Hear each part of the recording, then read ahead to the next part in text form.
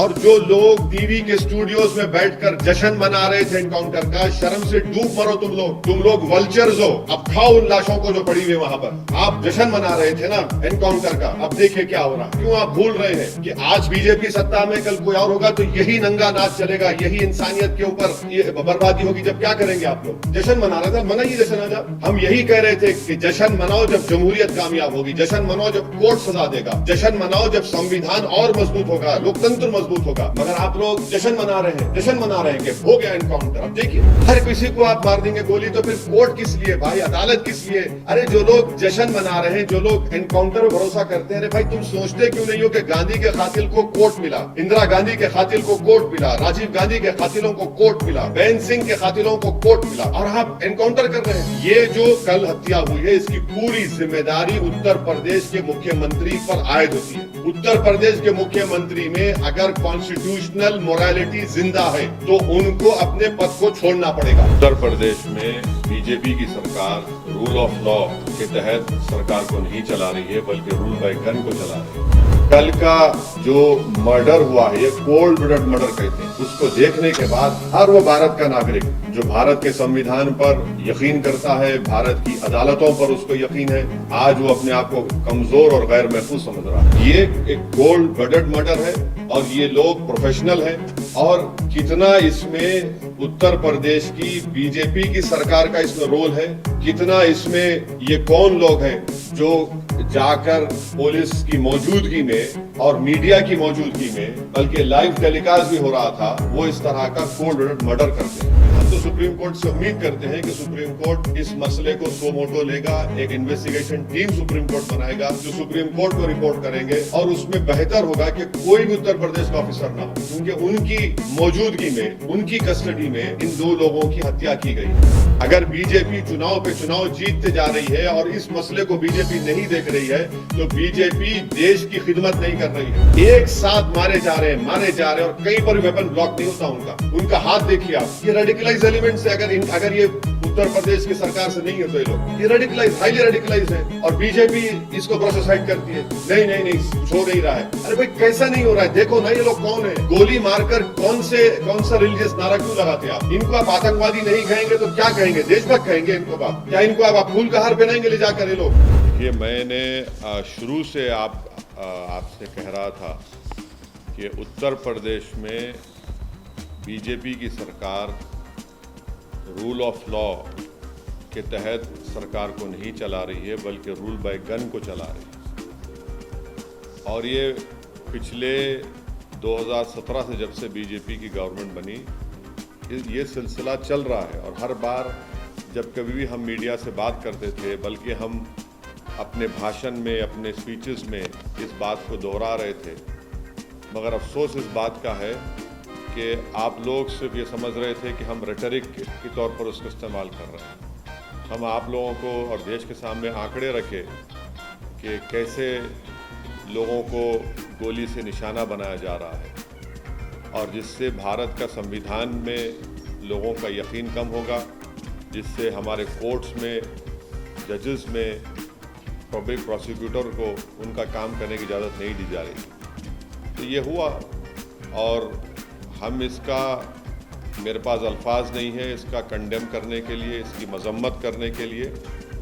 मगर एक बात यकीनी है कि ना सिर्फ भारत के मुसलमान, बल्कि पूरे भारत के वो सिटीजन्स जो रूल ऑफ लॉ पर यकीन करते हैं, जो कोर्ट्स पर यकीन करते हैं, जो संविधान पर यकीन करते हैं, वो आज अपने आप को कल की इस दरिंदगी और बेदर्दी के साथ जिन लोगों को मारा गया, जो जुडिशियल कस्टडी में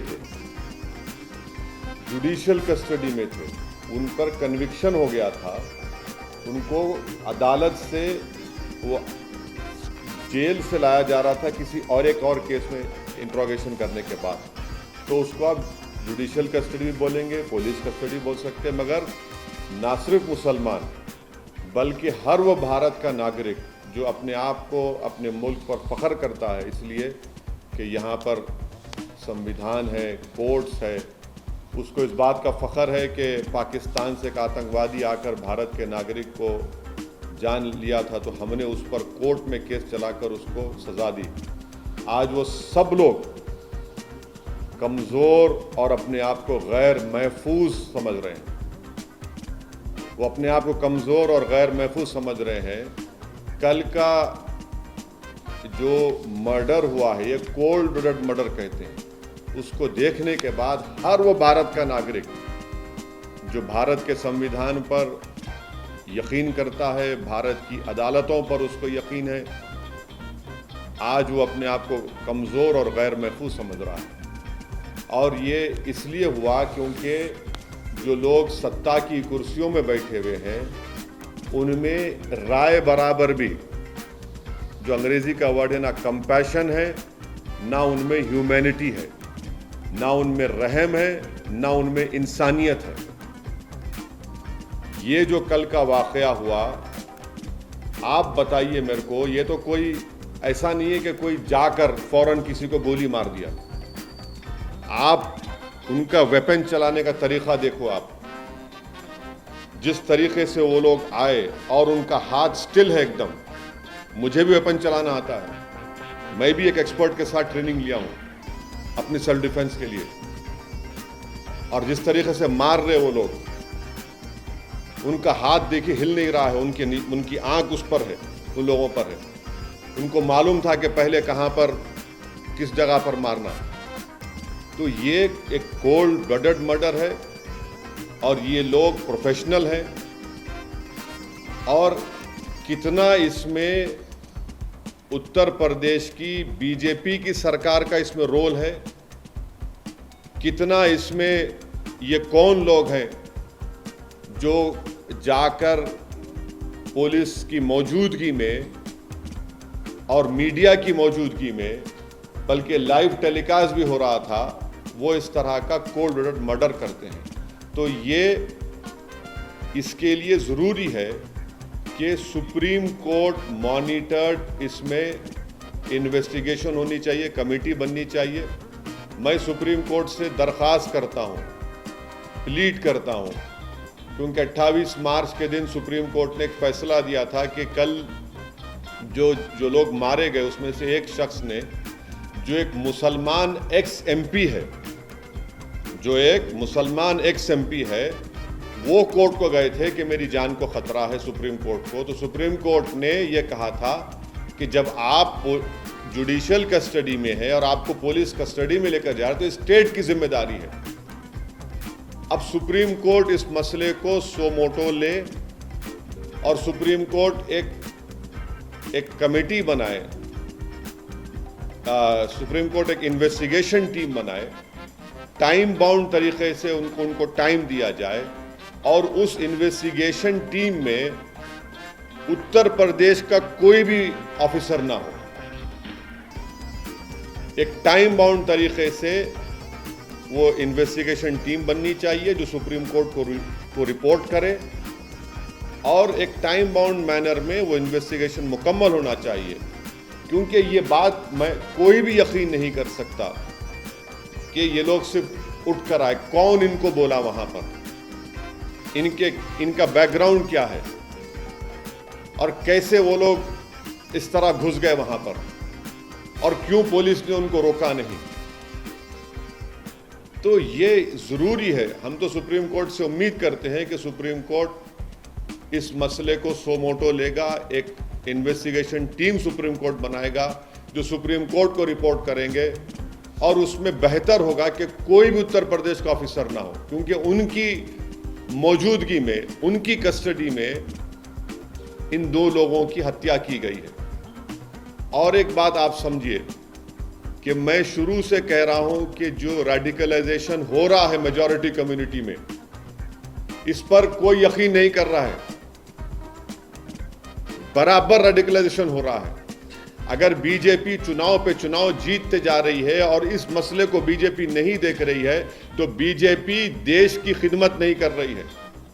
ये कौन है? अगर ये जो कल जो लोग हत्या किए, अगर इनका ताल्लुक उत्तर प्रदेश सरकार से नहीं है, मैं सवाल उठा रहा हूं, मुझे नहीं मालूम है नहीं है, अगर नहीं है तो फिर ये रेडिकलाइज कैसे हुए और इतना वेपन उनके पास कहां से आया? ये कोई कट्टे नहीं थे, एक साथ मारे जा रहे हैं और कहीं पर भी वेपन ब्लॉक नहीं होता उनका हाथ देखिए आप। ये रेडिकलाइज एलिमेंट्स है। अगर ये उत्तर प्रदेश की सरकार से नहीं है तो ये रेडिकलाइज, हाईली रेडिकलाइज्ड है और बीजेपी इसको ब्रश असाइड करती है। नहीं कुछ हो नहीं रहा है। अरे भाई कैसा नहीं हो रहा है? देखो ना ये लोग कौन है, गोली मारकर कौन सा रिलीजियस नारा क्यों लगाते आप? इनको आप आतंकवादी नहीं कहेंगे तो क्या कहेंगे? देशभक्त कहेंगे इनको आप? क्या इनको आप फूल का हार पहनाएंगे ले जाकर ये लोग? और जो लोग टीवी के स्टूडियोज में बैठकर जश्न मना रहे थे एनकाउंटर का, शर्म से डूब मरो तुम लोग वल्चर्स हो। अब खाओ उन लाशों को जो पड़ी हुई वहां पर। आप जश्न मना रहे थे ना एनकाउंटर का, अब देखिए क्या हो रहा है। ये क्यों आप भूल रहे हैं कि आज बीजेपी सत्ता में, कल कोई और होगा तो यही नंगा नाच चलेगा, यही इंसानियत के ऊपर ये बर्बादी होगी। जब क्या करेंगे आप लोग? जश्न मना रहे थे, मनाइए जश्न आज आप। हम यही कह रहे थे कि जश्न मनाओ जब जमहूरियत कामयाब होगी, जश्न मनाओ जब कोर्ट सजा देगा, जश्न मनाओ जब संविधान और मजबूत होगा, लोकतंत्र मजबूत होगा। मगर आप लोग जश्न मना रहे हैं कि हो गया एनकाउंटर। अब देखिए, पहले जब तक लाइव विजुअल्स नहीं आए थे, कई टीवी चैनल चला दिया, एनकाउंटर हो गया उन लोगों का। उसके बाद जैसे ही मीडिया के सामने पिक्चर्स आए कि मीडिया की मौजूदगी में एनकाउंटर हुआ, वो पूरे जो चील कौवे हैं खामोश बैठ गए। उनको समझ में नहीं आया कि अब कैसा उसका दिफा करें, कैसा उसको जस्टिफाई करें। इसीलिए हम कह रहे हैं कि आप समझिए इस बात को, एनकाउंटर सलूशन नहीं है, बल्कि मैं आपके जरिए से देश को याद दिलाना चाहता हूं कि यही इस तरह के सिलसिला शुरू हुआ था जब विश्वनाथ प्रताप सिंह के भाई की हत्या हुई थी 89 में। 1989 से सिलसिला चल रहा है जब ये टास्क फोर्स बनाई गई थी। हर किसी को आप मार देंगे गोली तो फिर कोर्ट किस लिए भाई, अदालत किस लिए? अरे जो लोग जश्न मना रहे हैं, जो लोग एनकाउंटर पर भरोसा करते हैं, अरे भाई तुम सोचते क्यों नहीं हो कि गांधी के कातिल को कोर्ट मिला, इंदिरा गांधी के कातिल को कोर्ट मिला, राजीव गांधी के कातिलों को कोर्ट मिला, बेन सिंह के कातिलों को कोर्ट मिला, और आप एनकाउंटर कर रहे हैं। ये जो कल हत्या हुई है इसकी पूरी जिम्मेदारी उत्तर प्रदेश के मुख्यमंत्री पर आयद होती है। उत्तर प्रदेश के मुख्यमंत्री में अगर कॉन्स्टिट्यूशनल मोरालिटी जिंदा है तो उनको अपने पद को छोड़ना पड़ेगा। और देश के प्रधानमंत्री से हम ये कहना चाह रहे हैं कि ये सबका साथ, सबका विकास, सबका विश्वास की जो आप बातें करते हैं, मुझे तो याद आ रहा है एक अंग्रेजी का एक है कि प्रधानमंत्री पॉन्टियस पायलट की तरह एक्ट कर रहे हैं। He is acting like a Pontius Pilate. मेरी गाड़ी पर हमला हुआ, मैं जो कल देखा हूं नजारे को, पूरा मुझसे ऐसे हुआ था, पूरा उसी तरह के नारे लगा रहे थे वो लोग, उसी तरह से गोली चला रहे थे। ये अलग बात है कि मेरा टाइम नहीं था उस दिन, मगर हम समझ नहीं रहे हैं। हम खुशी मना रहे हैं कि मरने वाला मुसलमान है तो कोई बात नहीं, मरने वाला कोई और है, पॉलिटिकल अपोनेंट है, कोई बात नहीं। अरे भाई आप मारकर संविधान को, रूल ऑफ लॉ को कमजोर कर रहे हैं। आप हमेशा सत्ता में नहीं रहने वाले हैं, तारीख गवाह है।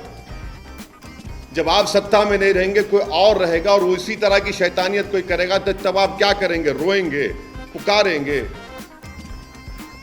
तो हम यह डिमांड करते हैं कि ये पूरी जिम्मेदारी उत्तर प्रदेश के मुख्यमंत्री पर आती है, क्योंकि उन्होंने उत्तर प्रदेश की विधानसभा में खड़े होकर कहा था कि मिट्टी में मिला देंगे। देखो आपने ये कहा ना, ये कोई जबान है एक देश के सबसे बड़े प्रदेश के मुख्यमंत्री की, जो बीजेपी के लोग उनको नरेंद्र मोदी के बाद या उनसे पहले प्रधानमंत्री बनाना चाहते हैं। शायद 2024 में बना देंगे या 29 में, नहीं मालूम, या प्रोजेक्ट कर देंगे। ये जबान है, एक मुख्यमंत्री की जबान होती है क्या? बताइए आप। नहीं, एक मिनट सुनिए, मुझे मुकम्मल करने दीजिए।